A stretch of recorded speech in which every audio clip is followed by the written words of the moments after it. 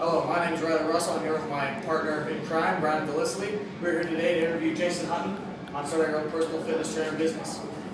First off, Jason, we'd both like to thank you very much for allowing us to do this interview with you. We're both members of the PFT program at Innate, and both of us are also very interested in starting our own business. So we were curious if we could ask you a few questions and just get your take on a few things that we would like to know going forward to start our own business. Very good. So, to start, I'd just like to ask, what made you want to start your own business as a personal trainer? Well, I didn't pick personal training right off the bat. When I was young, I fell in love with bodybuilding and decided at that point, when I was 15 years old, that I wanted to make a living off the sport because this is what I'm good at, like you and your powerlifting. So I found a way to make money from bodybuilding through personal training. So that's how I came into personal training. I've been doing it for 26 years now. Excellent. When you began your business, or when you first got into it and decided to begin your own business, did you have a set business plan going forward? Not really. I learned very early that personal training is hard to make a full-time job, right? So getting clientele and things like that in the beginning, you don't want to make it your sole source of income. You start building your clientele and slowly working your way up until full-time. Gotcha.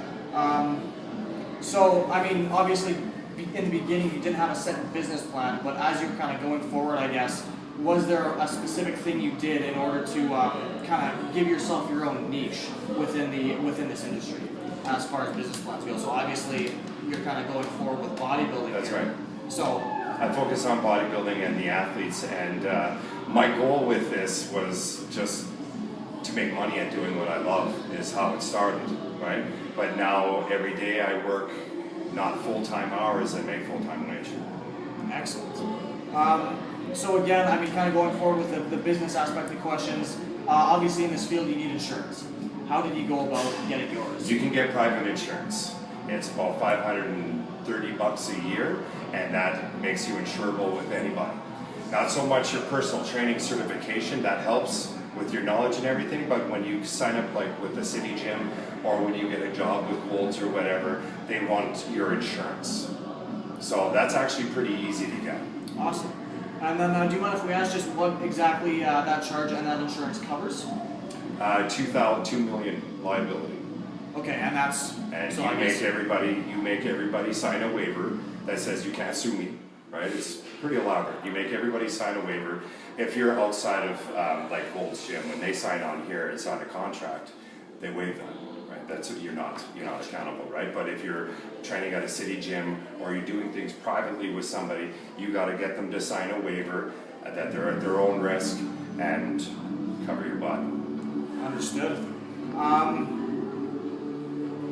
So, because personal training wasn't your beginning goal, I guess you could say, as a career, and you kind of just went with it as it flowed. Obviously, now you own your own business. I mean, you are your own billboard. How much money did it take to get to where you are now in regards to setting up your business? Nothing. None? Nothing. No, you use somebody else's facility and you pay them.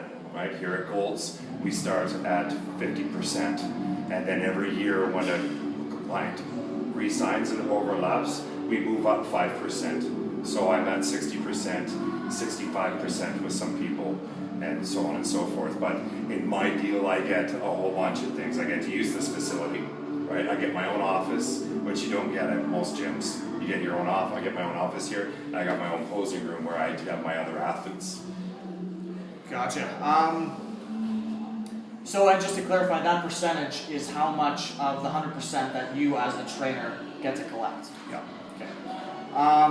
How do you advertise yourself? Like, do you put up posters around the gym? Do you Well, like you just said before, I am my own walking billboard, right? I look the part, and for the most part, I get clientele that, like, guys come to me because they want to look like me, right? So looking the part is very important, very important. If you don't look in shape, no one's going to believe you, and you're not going to have any credibility. And most of the time, you don't even need any credentials if you look the part, right? But also in the beginning, I put up my credentials on the wall. That's the first thing. My picture, a good picture of myself in shape, and my credentials which speak for themselves, right? So then people are attracted to that, they see that that's out there. But the most important thing that I do to get business is to be here.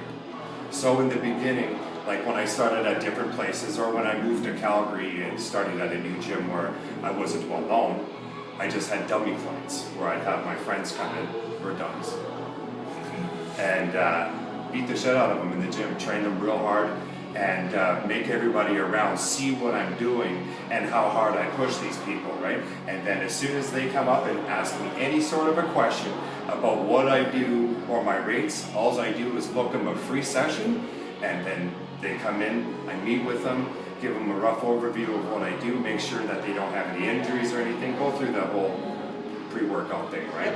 And the assessment. But then I take them out on the floor and wow them, or teach them something that they didn't know, so that they know I know what I'm talking about and I know what I'm doing, and then we go from there. So the first thing is to wow them and then sign them up. Good. I actually do think that brings up a very interesting point. I do agree. I mean, obviously, you do have the knowledge base there, but as far as looking the part, I mean, the fitness industry can be kind of strange in that knowledge is one thing and practice is definitely another. So you can have someone with all the knowledge in the world, but if they haven't tried out specific things for themselves, they don't truly know what works, right? And I mean, because human physiology can vary between certain individuals, Absolutely. You don't know a specific program or specific percentage base is going to work for everyone. So I do think that brings up a very interesting point. Now I'm going to take over the camera work. Brandon's going to resume the questions, and we'll finish the rest of this interview. Just some stuff that I was curious on. You're saying you didn't start off full time. So how many clients were you working with on a relative weekly basis then? Well, it starts out with one.